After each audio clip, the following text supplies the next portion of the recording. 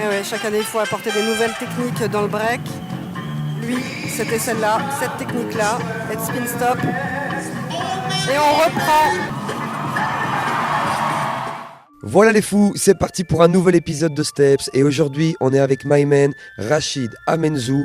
Alors on est là tout simplement parce que c'est un dinosaure de la culture hip-hop, il est précurseur, il a créé des signatures, on va parler de lui et de son parcours. C'est parti, let's go.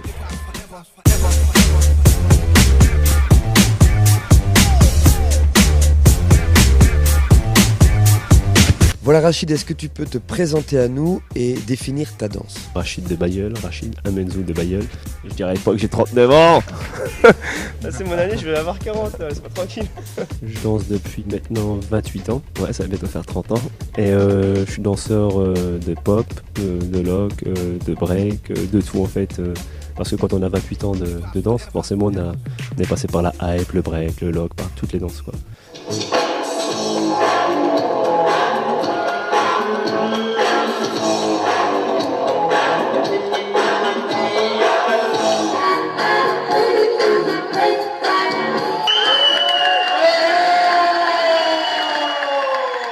Au bout de 15-20 ans, j'ai enfin compris que, comme dirait Béjart, qu'il n'y a qu'une seule danse, c'est la danse du corps, ce qui fait que je m'intéresse vraiment à toutes les expressions corporelles. Quoi. Donc, je peux faire aussi des claquettes, du mime, du contempo, je m'intéresse vraiment à tout maintenant. Quoi. Alors Rachid, ça va pas être simple, mais il va falloir que tu me fasses en synthétique tes 28 ans de parcours. Dis-moi comment la danse est venue à toi. Je dansais la hype, je regardais donc les clips à la télé et je voyais Daddy K danser dans Mais vous êtes fous. J'avais 11 ans et du coup je me suis inscrit à un concours de danse dans mon école.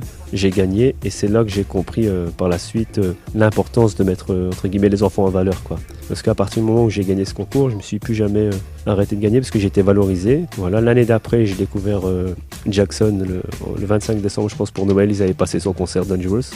Et je l'ai vu faire le backslide, ou moonwalk, et j'ai commencé à l'imiter sans savoir que tous les effets de pop qu'il y avait, etc., c'était justement de la danse hip-hop. Et au fur et à mesure, de fil en aiguille, j'ai commencé à prendre du niveau en debout. Et j'ai vu un danseur du Nord qui s'appelle Farido faire devant moi Thomas Couple.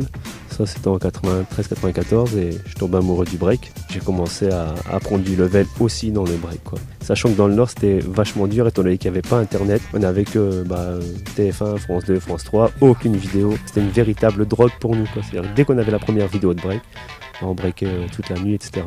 Et en plus leur VHS comme tout le monde sait c'est que c'était pas le même format. Les ricains ils breakaient plus vite que nous alors qu'en fait c'était juste le format. Quand ils faisaient des fly ils allaient beaucoup plus vite quoi. Et nous on s'exerçait avec des poids, pour aller aussi vite qu'eux. Et ce qui fait qu'après quand ils nous ont vus ils voyaient que en fait on allait vite quoi. Voilà et donc au fur et à mesure je suis devenu vraiment un drogué de la danse et je commençais à m'entraîner 2 heures, 3 heures, 4 heures, 5 heures, 6 heures par jour et après l'école et donc à l'école forcément ça suivait pas jusqu'au jour où j'ai compris que il fallait quand même des bagages scolaires pour que entre guillemets ma maman me laisse tranquille pour que je puisse arrêter l'école et essayer de vivre de ma passion mais le métier de danseur hip-hop n'existait pas.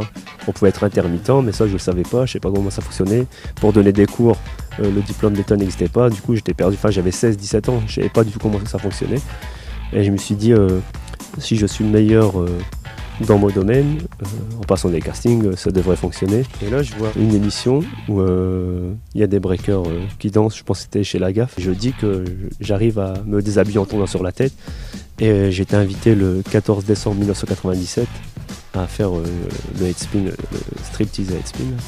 Donc je l'ai fait et depuis énormément d'émissions m'ont appelé, qui Arthur, etc. pour le refaire.